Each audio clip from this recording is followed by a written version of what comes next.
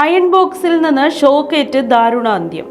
ഇന്ന് ഉച്ചയോടെ വാളകത്തിന് സമീപം അമ്പലക്കരയിൽ കോയിക്കൽ സിനി ഭവനിൽ 48 വയസ്സുള്ള അലക്സാണ്ടർ ലൂക്കോസാണ് മരണപ്പെട്ടത്.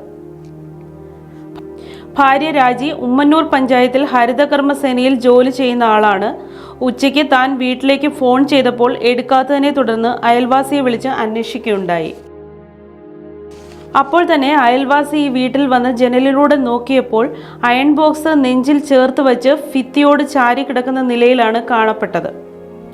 ഉടൻ തന്നെ അയൽവാസിയായ ബാബു അകത്ത് കയറി നെഞ്ചിൽ നിന്ന് അയൺ ബോക്സ് മാറ്റാൻ ശ്രമിച്ചെങ്കിലും സാധിച്ചില്ല.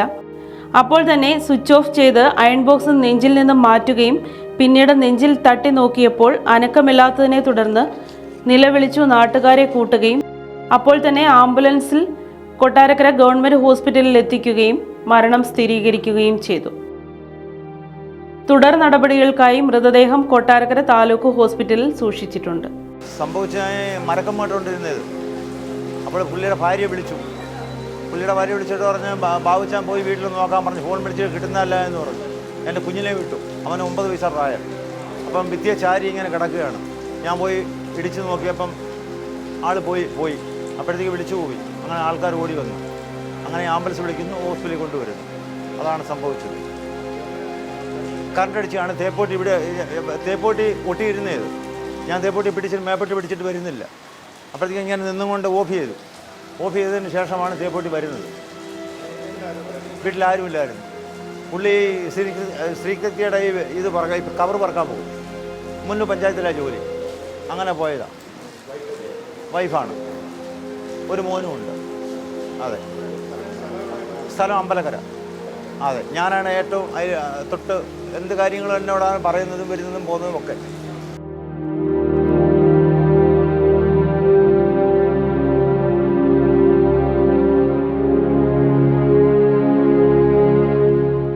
ഇവിടെ വീടിൻ്റെ അടുത്തുള്ളതാണ്. എൻ്റെ തൊട്ടടുത്തുള്ളത്. ഞാനിവിടെ കൊട്ടാരക്കര എന്ന സമയത്താണ് വീട്ടിൽ വിളിച്ച് പറയുന്നത് ഇതുപോലെ ഇങ്ങനെ കറണ്ട് അടിച്ച് ഇങ്ങനെ നമ്മുടെ വീട് സുല്ലച്ചാൻ എന്ന് പറഞ്ഞാൽ നമ്മുടെ വീടിൻ്റെ തൊട്ടടുത്ത് എല്ലാവർക്കും ഒരു ഉപകാരിയായിരുന്നു.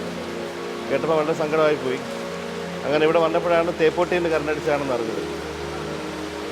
പുള്ളി ഇലക്ട്രീഷ്യനാണ്, ബേസിക്കലി ഇലക്ട്രീഷ്യനാണ്. പിന്നെ നാട്ടുകാർക്ക് എല്ലാവർക്കും എന്ത് പണിക്കും എന്ത് ഇതുമില്ലാതെ ഉപേക്ഷ വിചാരിക്കാതെ പോകുന്ന ഒരാളാണ്. എന്ത് ചെയ്യാൻ.